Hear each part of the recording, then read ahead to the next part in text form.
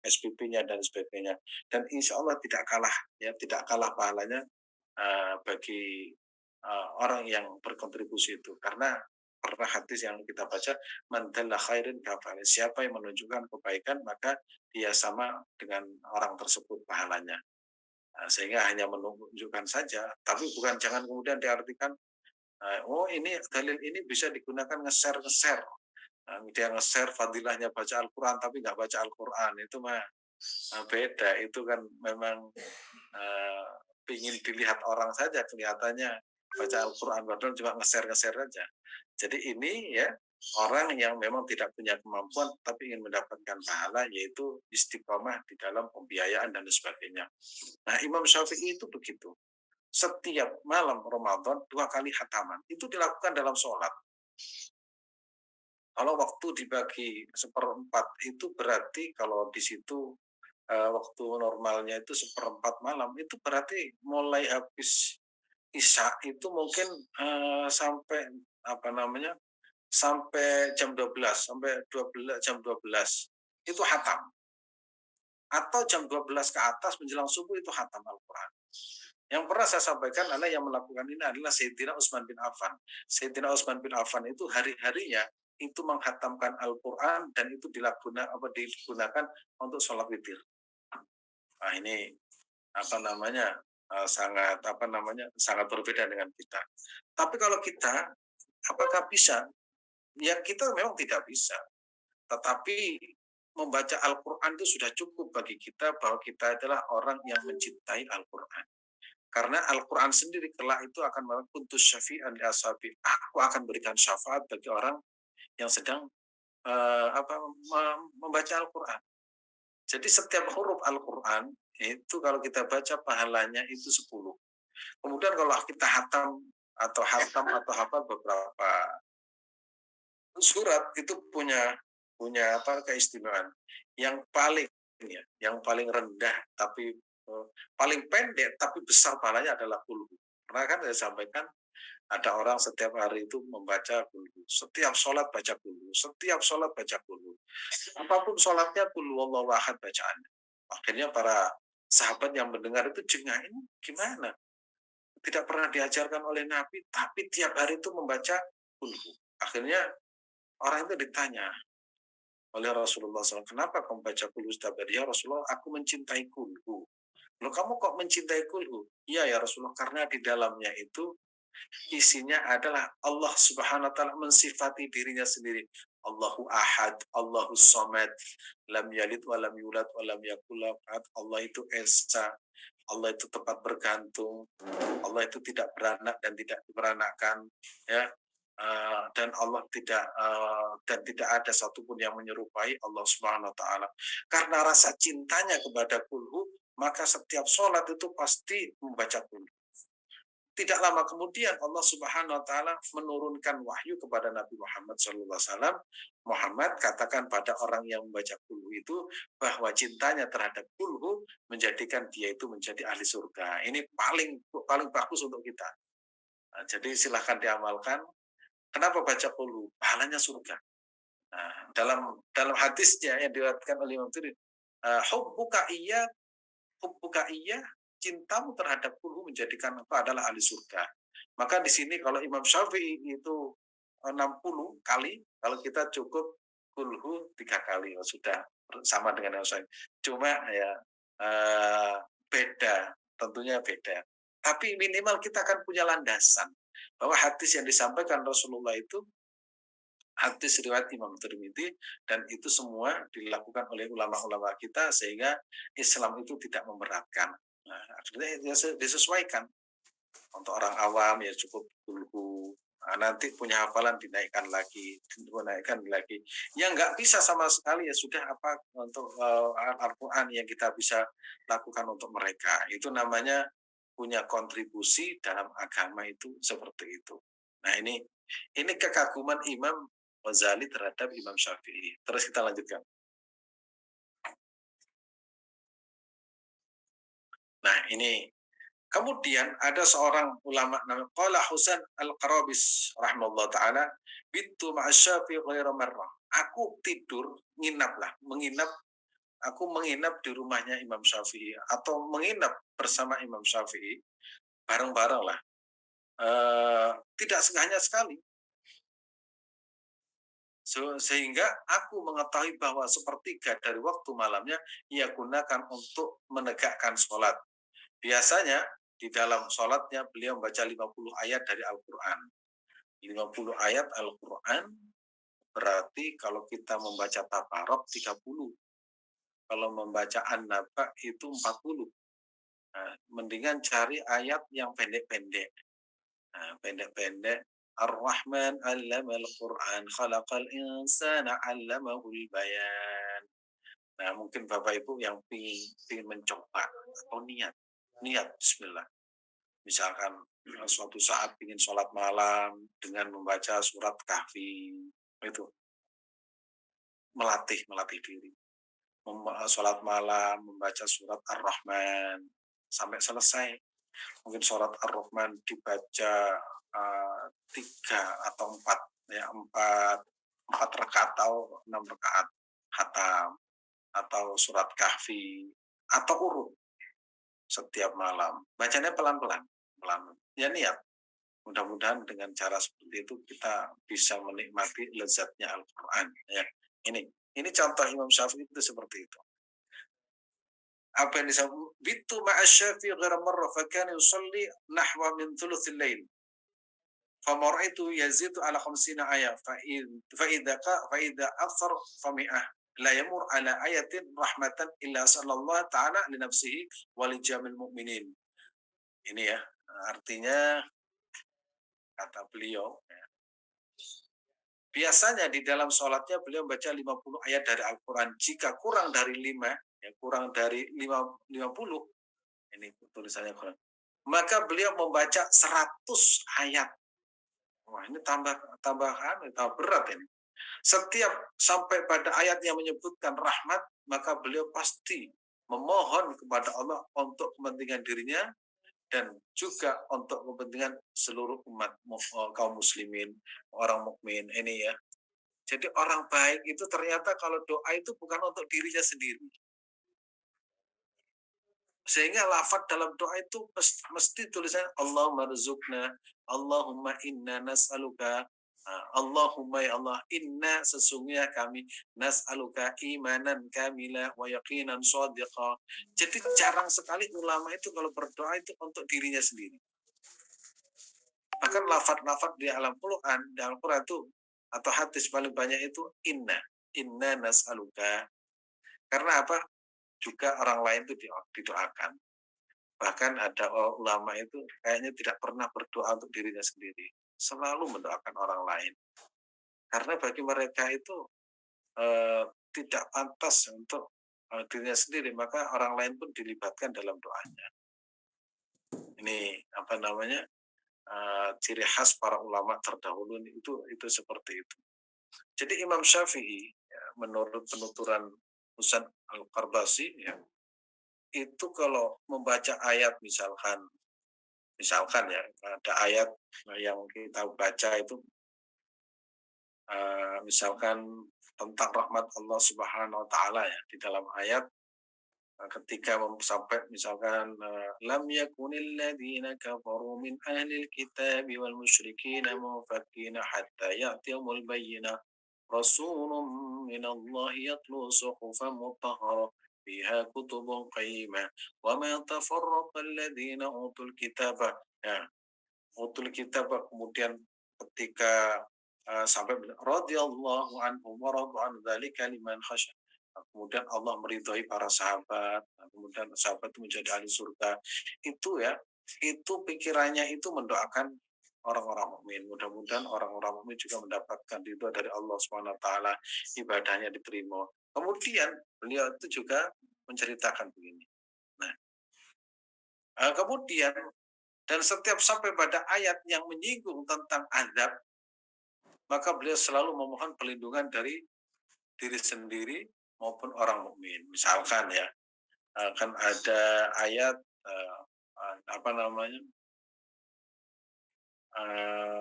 itu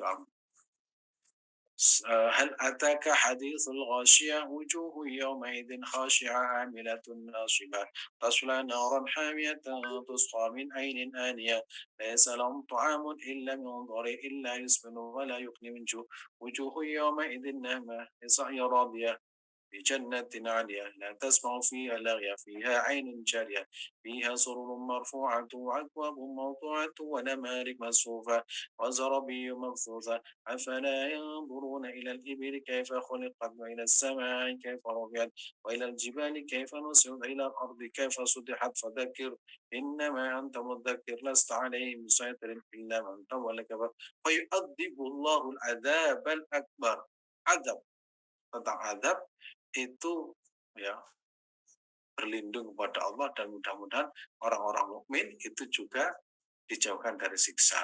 Nah, itu karena apa? Ulama itu karena pewaris Nabi, hatinya itu rauf rahim. Jadi ulama itu pikirannya gini, dia tidak tega kalau ada temannya itu masuk neraka. Jadi berbagai cara dilakukan agar temannya, saudaranya, tetangganya tidak menjadi ahli neraka. Loh, itu ulama sesungguhnya. Nah, kalau yang sekarang kadang itu gimana?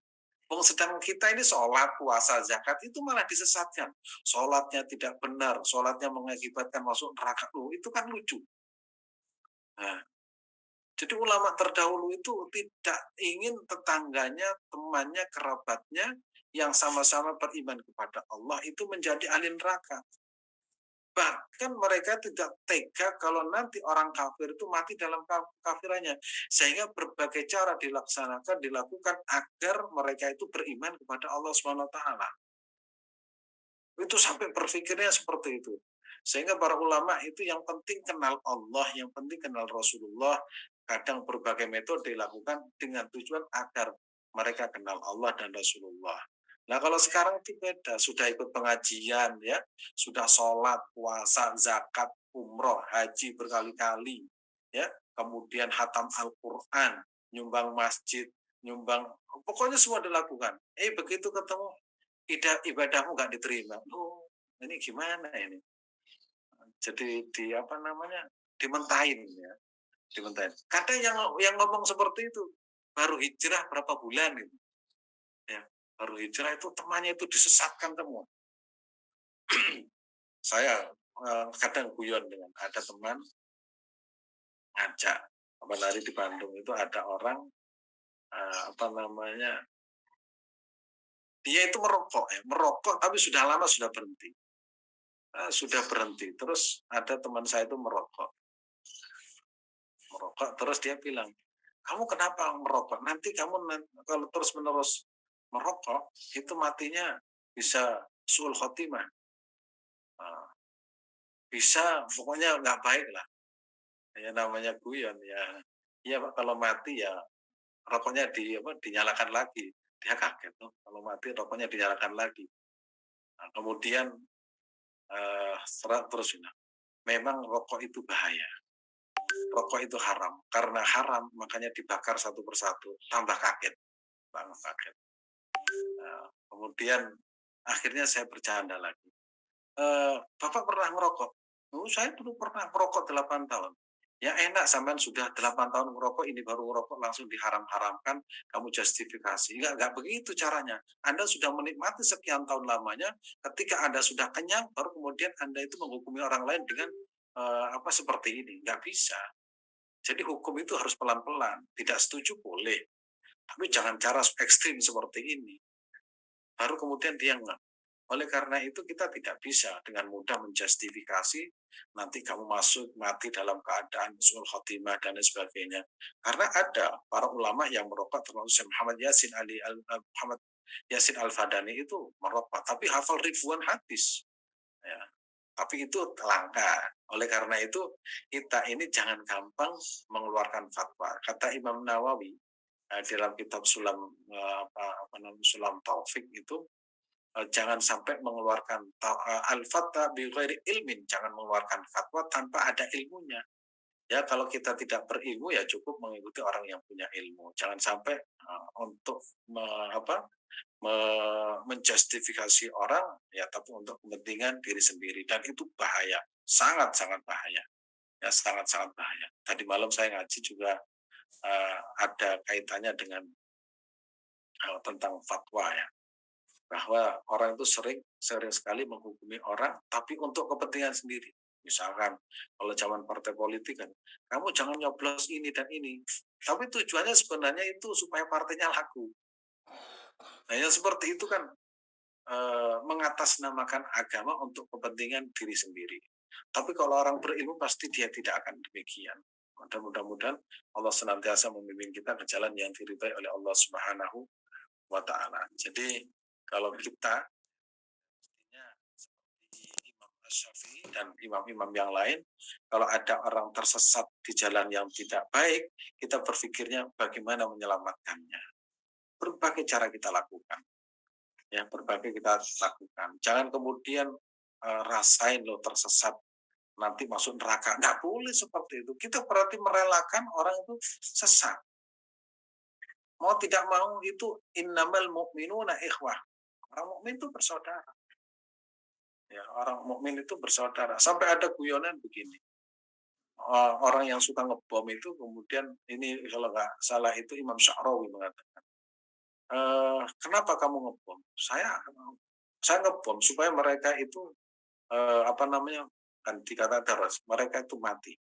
Kamu rela orang Islam masuk neraka? Tidak rela. Lah kenapa kau bom? Kaget. Orang Islam yang baik kan tidak rela kalau sesama umat Islam itu mati kemudian masuk neraka. Maka supaya tidak masuk neraka, kamu harus punya cara bagaimana mengeluarkan mereka itu dari kemaksiatan. Bukan dipon terus mati, maka mati dalam keadaan maksiat.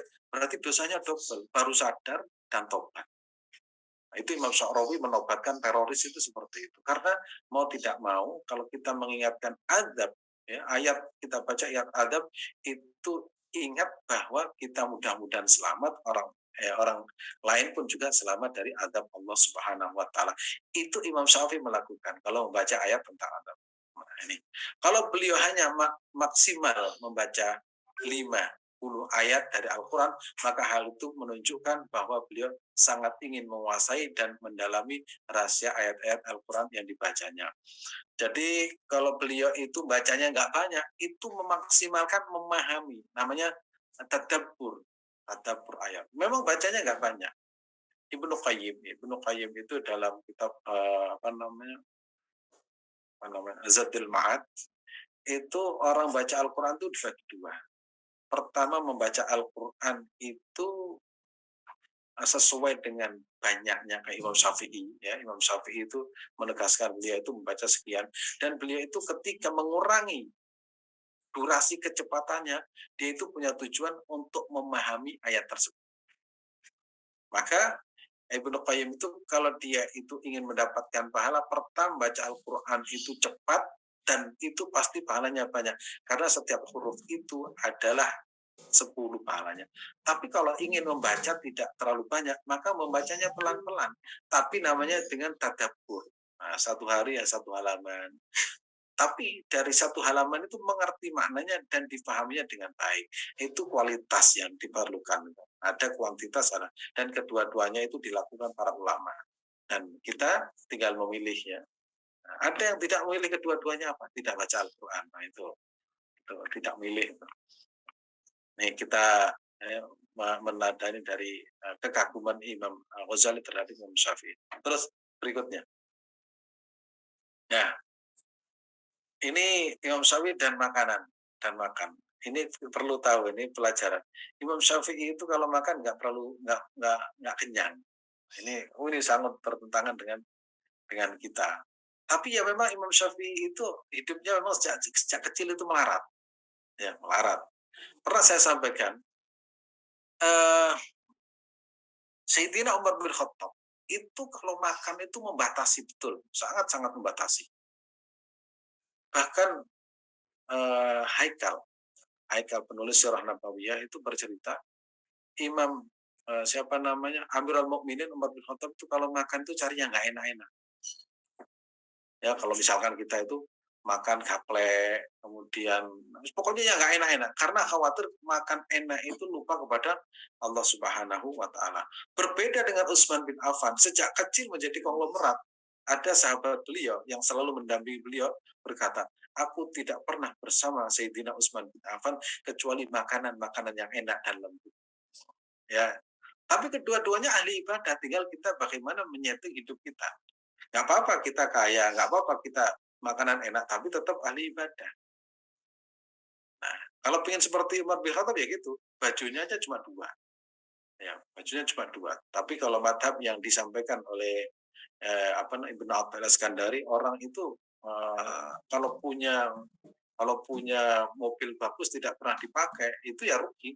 Karena ketika kita memakai berarti menunjukkan rasa syukur kita kepada Allah Subhanahu wa taala. Seperti kita punya mukena bagus ya kita gunakan untuk sholat, punya sarung kita gunakan untuk sholat. Jangan sampai punya sarung bagus ditaruh di lemari, terus yang jelek dipakai terus. Itu kan kebalik. Ketika kita pakai itu menunjukkan rasa syukur, itu madhab Imam Hasan Asyadili yang disampaikan oleh Mursi dan kemudian disampaikan dalam bentuk tulisan namanya Ibnu Athaillah Iskandari. Silakan. Jadi ada seperti Utsman bin Affan, ada seperti Umar bin Khattab. Nah, Imam Syafi'i ini termasuk salah satu orang yang model model tidak model zuhud. Tapi karena latar belakangnya dari kecil memang hidupnya yatim. Makanya beliau ketika bersama dengan Imam Malik yang konglomerat itu kaget. Oh, ada orang kaya sebenarnya. Tambah kaget lagi ketemu Imam Syaibani di mana duitnya itu tidak terhitung jumlahnya. Tambah kaget. Akhirnya sejak saat itu Imam Asy-Syafi'i tidak lagi berpandangan ya harus miskin, harus enggak.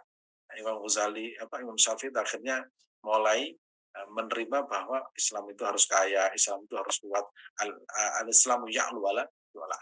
Tapi beliau itu begini, qala asy-Syafi'i ma syabi'atu mundu sit mundu sit asyarah sanah ila sab'atan atrahtuha li'anna sab'a yathqulu yusqilu al-badan wa yuzilu al al fitnata, bukan tah ya, kalau fitnah itu fitnah ini fitnah wa yajlibu an-naum wa yad'ifu sahibahu anil ibadah. Imam Syafi'i berkata, ma syabitu mundu sitta asyara sanah, mengatakan bahwa dirinya tidak pernah merasa kenyang selama 16 tahun. Wah, ini berat ini. Berat. Tidak pernah kenyang. Dia tidak pernah kenyang. Ya mungkin ya, di pondok itu ya, di pondok saya perhatikan di beberapa pondok tahfidzul Quran yang yang biasa-biasa itu, bukan yang mewah. Itu makan itu cuma 2 kali. Termasuk saya menyampaikan di situ anak saya itu di pondok, saya tanya berapa kali makan? 2 kali, pagi sama sore. Kalau siang nggak ada jatah makanan, sehingga makan ya apa saja. Nah, makannya itu gantian ya, gantian yang masak dan lain sebagainya. Ada yang makanannya itu disediakan mulai gizinya, ya ada dokter gizinya, ada pondok pesantren seperti itu. Dan itu adalah setiap pesantren punya cara sendiri-sendiri. Dan Imam Syafi'i katanya itu 16 tahun tidak pernah kenyang.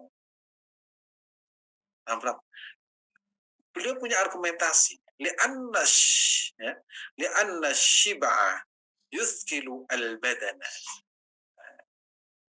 Kenapa? Karena kenyang itu memberatkan badan.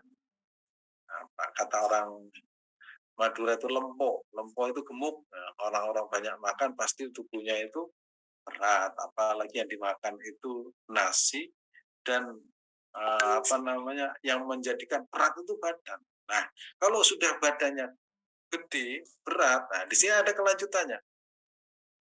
Dan membuat hati itu keras. Li'anna syib'a yuthkilu wa yazilu al-fitnata. Ya, kemudian membuatkan dan membuat hati keras, melenyapkan kecerdasan, wa yuzilu al-fitnah, menghilangkan kecerdasan, wa yujlibu an-naum, wa yud'ifu sahibahu anil ibadah, merasa melenyapkan kecerdasan, mendatangkan kantuk, ya sudah, ya, dan melenyapkan pelakunya dari mengerjakan ibadah. Namanya yud'ifu, melemahkan, ya, dari mengerjakan ibadah. Dan rata-rata kalau sudah coba ya nanti, kalau ada orang tanya, gimana supaya sholat tahajud itu istiqomah? Ya kalau habis maghrib, habis isya jangan makan.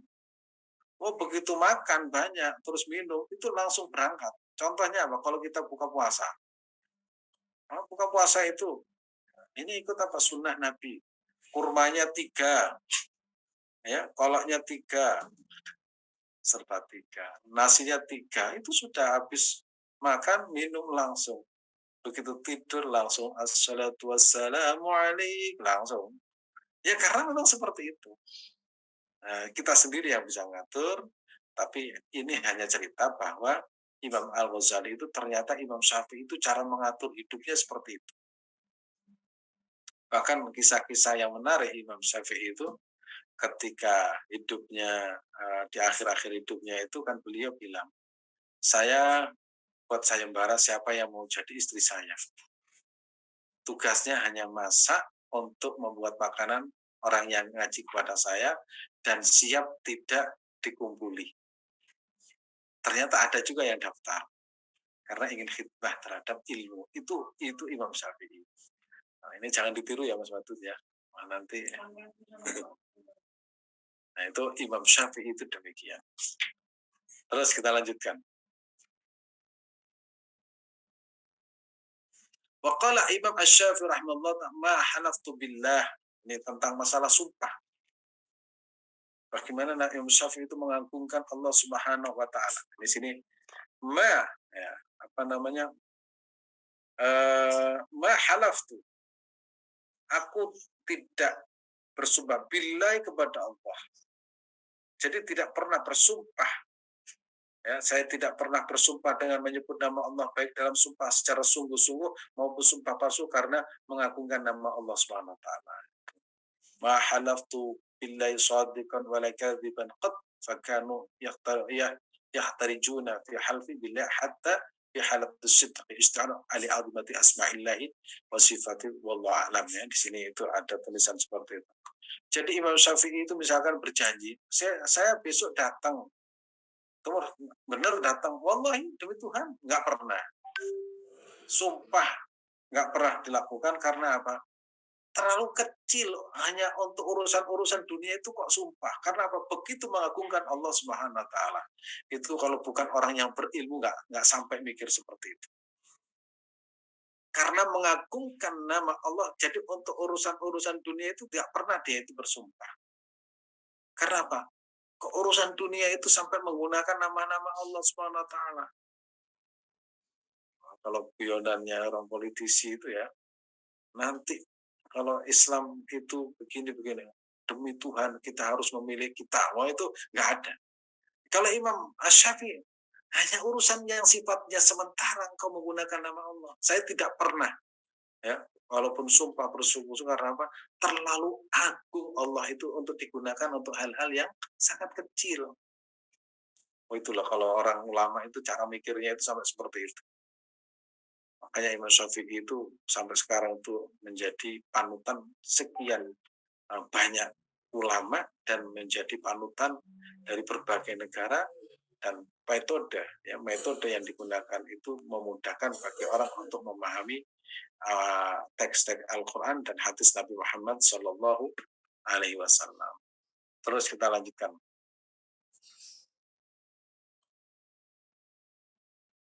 Nah, ini juga apa namanya orang yang berkomentar ya, Imam Syafi'i itu waraq. Waqala Ahmad bin Yahya bin Al-Wazir. Waqala Ahmad bin Yahya.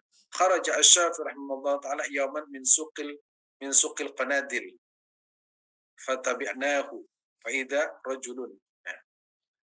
Katanya Ahmad bin Yahya bin Al-Wazir berkata, pada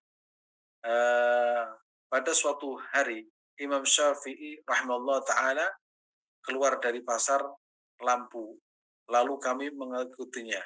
Nah, di sini sukil qanadil fatabi'nahu fa idza rajulun, ya, yusfi, ya, itu membodohkan ahli apa ya, ngenyek ya, apa, menyinyir, yusfi safiyas ala rajul min ahli ilmi. Ada orang di belakangnya itu, misalkan ya, misalkan Mas Wadub itu ahli ilmu, terus di belakangnya itu ada orang sedang bercakap-cakap, apa seorang ahli ilmu. Dia itu walaupun ahli ibadah tapi begini, dia itu walaupun punya ilmu tapi pokoknya percakapannya itu negatif terhadap orang ahli ilmu. Nah, kemudian bahasnya faida rajulun isfi ana rajul min ahli ilmi faltafat faltab asy-Syafi'i ilaina. Nah, kemudian Imam Syafi'i itu apa? Iltafa itu artinya itu menoleh, ya, ya, menoleh. Imam Syafi'i menoleh kami dan berkata, bersihkan pendengaranmu dari mendengarkan kekejian atau kerusakan sebagaimana kamu bersihkan lidahmu dalam mengucapkannya. Sesungguhnya orang yang mendengarkan, ya, mendengar itu teman orang yang berbicara. Ini logika, ya, logika Imam Syafi'i itu luar biasa. Jadi misalkan kita nggak ikut rasan-rasan, nggak ikut membincangan, tapi telinga kita itu ikut mendengarkan. Berarti pekerjaan telinga dengan lisan itu sama. Loh, saya kan nggak ikut-ikutan ngomong, tapi telingamu kan mendengarkannya. Berarti telinga mendengarkan itu posisinya sama dengan lidah. Makanya di sini disebutkan, ya, disebutkan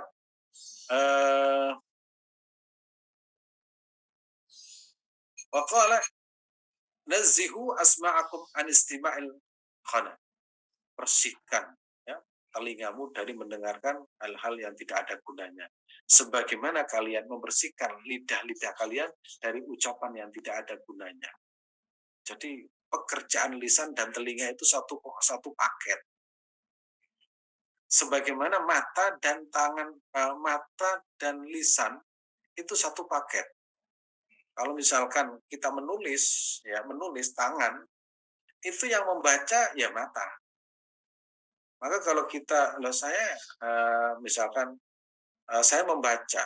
Ya, kalau membaca itu berarti kan sama dengan orang yang menulis, sama dengan orang yang mendengarkan, sama dengan orang yang berucap. Jadi kalau yang mengatakan atau perbuatan yang menghina para ulama, kemudian dia itu ikut mendengarkan dan apalagi menikmati, itu katanya Imam Syafi'i sini itu, ya, bersihkan, ya, nazihu asma'akum an istima'i al-khana. Bersihkan sebagaimana, ya, bersihkanlah pendengaranmu dari mendengarkan kekejian atau kerusakan sebagaimana kamu bersihkan lidahmu dalam mengucapkan. Sesungguhnya orang yang mendengarkan itu teman orang yang berbicara. Nah, itu apa, logika, apa namanya logika lah, ya, logika Imam Syafi'i antara orang yang berbicara dan yang mendengarkan, dan mudah-mudahan bermanfaat, ya, dan mudah-mudahan kita bisa mengambil dari apa yang telah kita kaji pada pagi hari ini. Selebihnya waktu saya kembalikan kepada Mas Watu. Silakan, Mas. Oke, baik, alhamdulillah alamin. Alhamdulillah banyak ya catatan-catatan yang kita tangkap tadi ya, betul-betul ini penting sekali untuk mengetahui gimana kalau Imam Syafi'i itu ya. Ya kalau dibandingkan dengan kita ya imam-imam yang nggak jelas ibadah saja ya betul, ngaji saja ya kalau ada waktunya, kalau disuruh bahkan ya, apalagi ibadah yang lainnya. Tentunya ini perlu dicontoh bagaimana supaya kita itu bisa lebih asik lagi, kata Ustadz, asik lagi Ustadz, agar kita lebih dekat lagi dengan Allah Subhanahu wa taala dengan berbanyak ibadah tentunya. Baik, kita akan coba membacakan pertanyaan. Ustaz, di sini sudah ada beberapa. Saya akan coba buka chatnya terlebih dahulu. Oke. Baik, di sini sudah. Oke, di mana ya? Oke, sebentar. Oke. Apakah boleh Ustaz di waktu sholat kita baca ayat ditambah dengan surat Al-Ikhlas di rakaat terakhir Ustaz? Boleh, boleh. Oke. Itu sebagian sahabat ada seperti itu, karena agungnya kulhu. Nah, jadi setiap ayat ya pada rakaat yang kedua itu biasanya tambah kulhu. Nah, karena ya yang perlu saya sampaikan di sini bagaimana kita itu mencintai kulhu karena Allah mensifati dirinya sehingga muncul rasa cinta itu karena teks hadis yang disampaikan oleh Rasulullah itu, cintamu terhadap kulhu menjadikan kau sebagai ahli surga.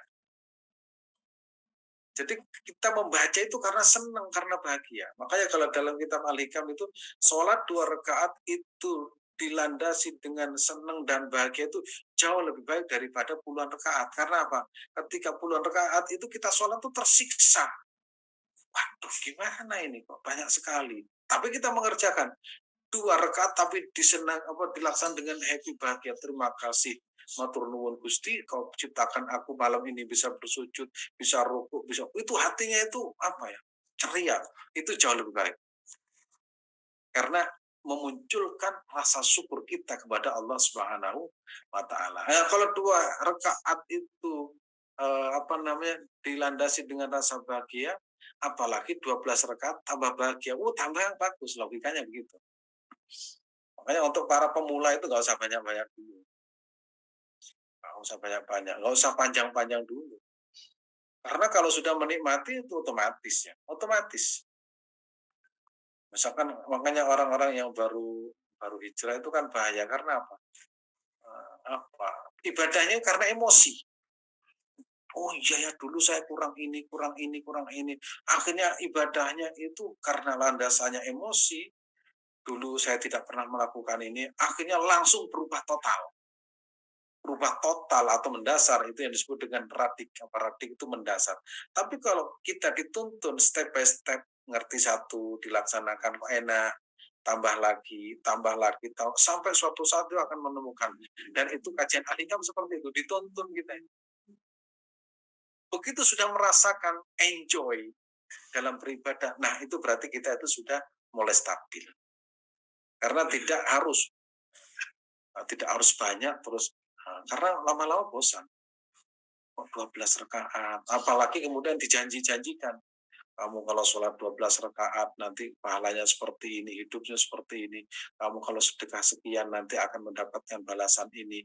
Kok sudah sholat banyak rakaat tapi kok belum berubah? Itu karena akhirnya mikir begini, jangan-jangan sholat saya ini nggak benar. Masa saya sudah sholat tapi hidup saya sengsara? Lu akhirnya sholatnya disalahkan. Tapi kalau bahagia, pasti akan yang dilihat itu bukan sholatnya.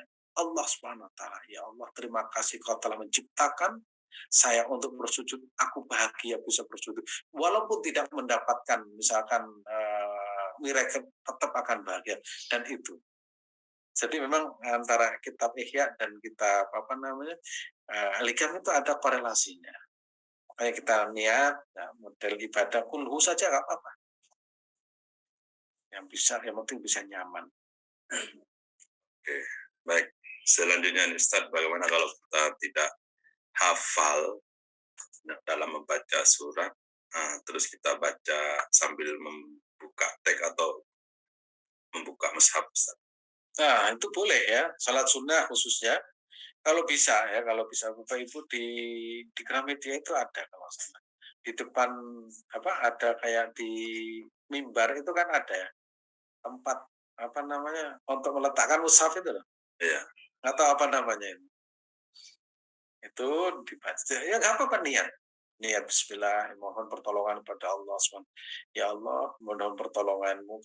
Aku bisa menghatamkan Al-Quran selama 1 tahun, tiap malam bangun, jam setengah 2 sholat, berapa halaman, besok seperti itu.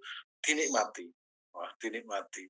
Cara menikmati itu, melihat aku bisa sholat ini karena pertolonganmu ya Allah. Bukan karena kita itu termotivasi karena teman kita misalkan. One day one juice, bagus itu, sangat bagus. Tapi akhirnya kita kan tersiksa. Saya belum baca. Belum baca gimana ini? Saya punya utang. Loh, kok malah rasanya beda? Mestinya kan duduk baca Al-Quran. Alif Lam Mim. Dzalikal kitabu la raiba fihi hudal lil muttaqin. Satu lembar nyaman itu.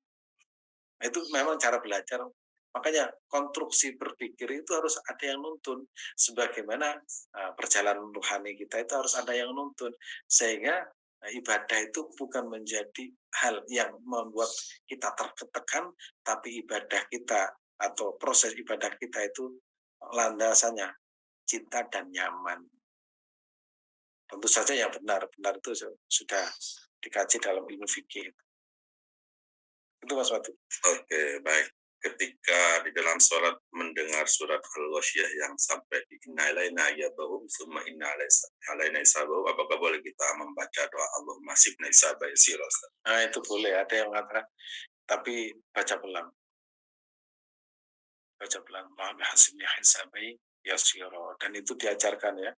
Rabbi hasibni ya Allah, mudah-mudahan Engkau memberikan hisab kepada hisabai yasira, hisab yang sangat ringan. Nah, kalau perlu nggak dihisab. Ya. Doa kita kan memang gitu. Rabbana atina fid dunya hasanah wa fil akhirati hasanah wa qina adzabannar. Rabbana wahai Tuhan kami, atina berilah kepada kami fid dunya di dunia ini hasanah kebaikan wa fil akhirati hasanah dan di akhirat kebaikan dan satu lagi waqina adzabannar dan juga terhindar dari api neraka. Enak sudah. Makanya doa paling top yaitu Rabbana atina fid dunya hasanah wa fil akhirati hasanah wa qina adzabannar. Jadi doanya apa? Cuma doa sapu jagat kata orang Jawa. Tidak disiksa di api neraka. Maksud enak kan? Di dunia enak, di akhirat enak, tidak disiksa di api neraka. Udah selesai.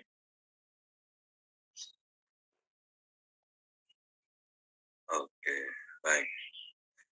Selanjutnya nih Ustaz, kalau bicara tadi one jus, kalau misalkan kita nyetor per minggu per jus di grup, itu apakah termasuk bagian menghatamkan Ustaz kalau seperti itu? Ya, terima kasih. Memang untuk para pemula itu kadang harus ada motivasi. Karena kalau sudah menyatu dengan Al-Quran, itu nggak perlu termotivasi. Karena dia itu punya kesadaran yang tinggi. Ya, karena Al-Quran itu akhirnya menjadi makanan rohani kita. Dan kalau nggak baca ini tersiksa, benar-benar tersiksa kalau nggak baca. Nah, kalau kita ikut program itu tersiksanya karena malu kan, malu, punya hutang, terus gimana. Tapi kalau orang sudah sampai pada kesadaran, kalau rohani kita tidak ada makan itu kan tersiksa rasanya. Ya Allah, batin itu rasanya gimana? Nggak enak. Ya itu kan nanti masuk pada rasa. Kadang kalau kita ikut ya karena hataman itu di samping tersiksa ya terbebani, kadang bacaan kita itu bahasa Jawanya kesusu-susu. Kesusu-susu itu apa ya? Akhirnya bacanya tidak diterima. Coba kalau kita baca sendiri habis sholat subuh, misalkan habis sholat maghrib, misalkan idza waqa'atil waqi'ah laisa li waqa'atiha kadhibah khafidatur rafi'ah atau simaan dengan anaknya gantian atau dengan cucunya ya cucunya membaca kita yang mendengarkan itu tradisi seperti itu dilakukan oleh namanya sahabat Anas nah, sahabat Anas bin Malik ya tinggal nanti rasa kalau memang bisa one day one juice bisa memanage hatinya tidak terbebani ya itu jauh lebih bagus tapi kalau misalkan ikut hanya karena izin ya, malu kemudian merasa waduh gimana itu berarti kata kitab Al-Hikam kalau ada dua pilihan ya kemudian pilihan itu sama-sama tidak wajib maka kita harus meninggalkan sesuatu yang berat meninggalkan sesuatu yang menyenangkan bukan berat karena yang menyenangkan itu berarti kita menuruti nafsu kita ya, senang kan senang baca Al-Quran dilihat orang berarti itu harus kita tinggalkan karena itu berarti kita sedang menuruti nafsu kita apa yaitu dilihat orang sudah setoran dan itu termasuk punya kecerdasan yang tinggi dalam masalah ilmu tauhid ya, masalah hal seperti itu ternyata beliau itu bisa merumuskan. Nggak apa-apa ya, kalau untuk motivasi kita nggak apa-apa. Tapi nanti kalau sudah nyaman, itu para penghafal Quran itu kan nggak pernah one juz. Bukan mandi lagi. Karena satu hari itu 5 juz mereka. Seminggu sekali hatam. Saya punya teman dulu seperti itu di Mekah gitu. Setiap hari 5 juz, begitu hari Jumat ke Masjidil Haram, tawaf, hataman. Oh, mereka punya cara sendiri. Oke, baik.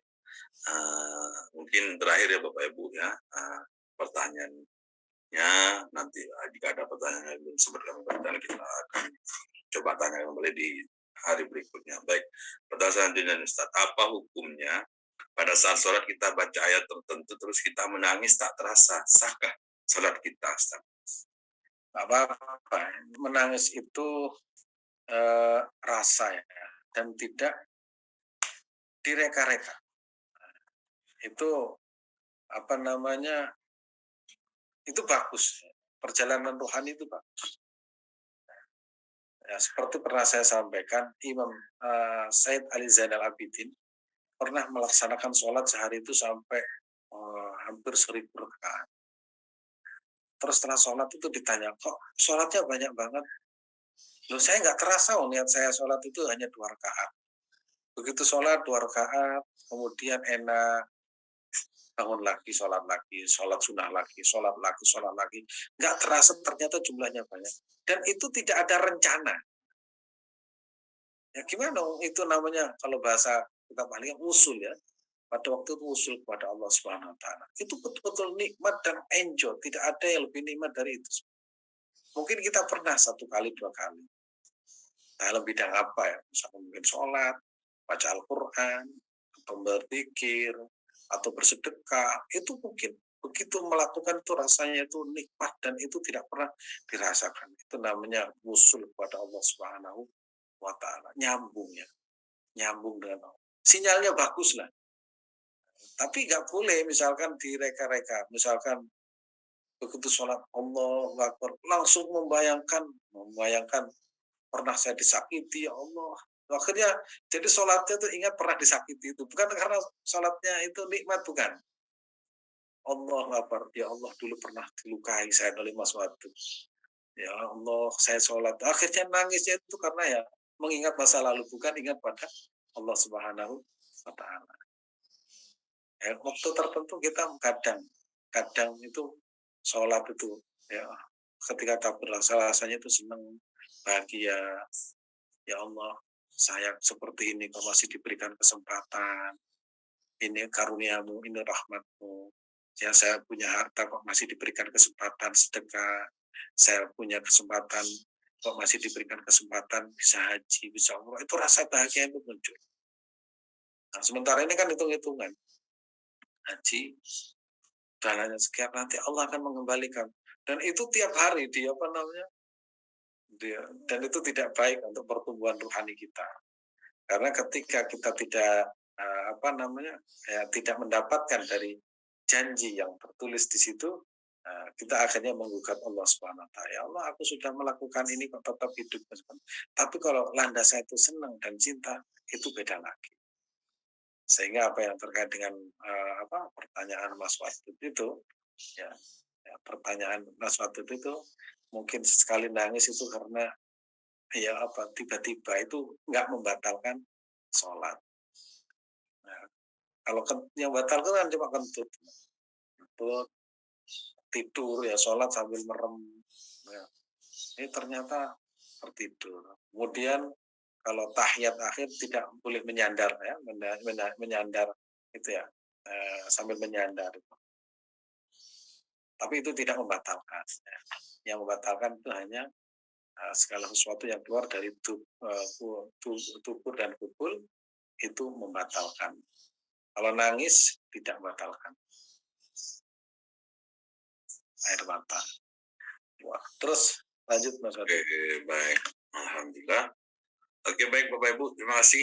Insya Allah cukup ya untuk pertanyaannya. Kita akan lanjutkan di pertemuan berikutnya. Alhamdulillah, mudah-mudahan Bapak Ibu memahami semua apa yang disampaikan tadi. Tentunya dengan pertanyaan-pertanyaan ini menambah wawasan juga dengan jawaban yang disampaikan oleh Ustadz kita. Baik, untuk itu kita sempurnakan kembali Bapak Ibu dengan membaca doa Ustadz, silakan. Terima kasih, kita tutup dengan doa doa yang saya tulis, yaitu doa-doa sholawat. Mudah-mudahan barokah sholawat, hidup kita berkat, kita jauh dari maksiat, keluarga kita makin sehat, ya, rohani kita makin sehat, rezeki kita berkah, ya, ilmu kita berkah, keluarga kita berkah. Bismillahirrahmanirrahim. Allahumma salli wa sallim ala sayyidina wa habibina Muhammadin sayyidil awwalin wal akhirin birahmatika ya arhamar rahimin. Inna Allaha malaikatahu yusalluna 'alan nabi ya ayyuhalladzina amanu sallu 'alaihi wa sallimu taslima. Allahumma salli wa sallim Allahumma salli wa sallim ala sayyidina Muhammadin sahibit taj wal mi'raj wal buraq wal alam wa dafil bala wal waba wal marad wal alam. Jismuhu tahirun mutahharun mu'adhdhan munawwar. من اسمه مكتوب مرفوع موضوع على الله والقلم. شمس الضحى بدر الدجى نور الهدى مصباح الظلم. سيد القونين والشفيع الثقلين أبو القاسم سيدنا محمد بن عبد الله بن عبد المطلب بن هاشم سيد العرب والعجم. نبي الحرمين محبوب عند رب المشرقين والمغربين. فيا أيها المستقون لنور جماله صلوا عليه وسلموا تسليما. اللهم صل على سيدنا محمد صلاة توسع بها علينا الأرزاق وتحسن بها لنا الأخلاق وعلى آله وصحبه وسلم. اللهم صل على سيدنا محمد صلاة تدفع بها عنا الطعن والطاعون وسائر أنواع بلاء. يقول يا الله يا من أمره بين الكاف والنون وعلى آله وصحبه وسلم.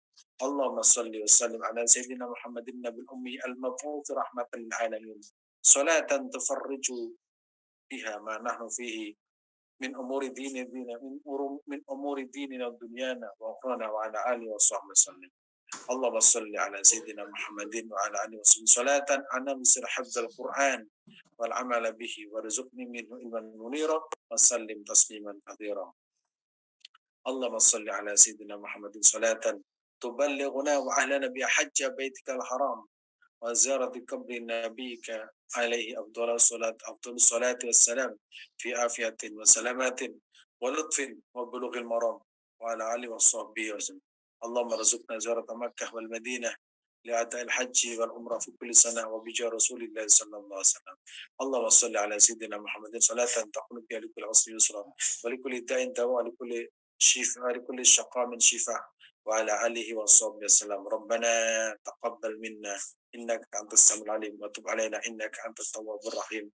رب اجعلني مقيم الصلاة من ذرية ربنا وتقبل دعاء. رب اجعلني مقيم الصلاة من ذرية ربنا وتقبل. رب اجعلني مقيم الصلاة من ذرية ربنا وتقبل دعاء. ربنا آتنا في الدنيا حسنة وفي الآخرة حسنة وقنا عذاب النار. سبحان ربك رب العزة عما يصفون وسلام على المرسلين الحمد لله رب العالمين. Terima kasih. Assalamualaikum warahmatullahi wabarakatuh. Waalaikumsalam warahmatullahi wabarakatuh. Alhamdulillah, terima kasih.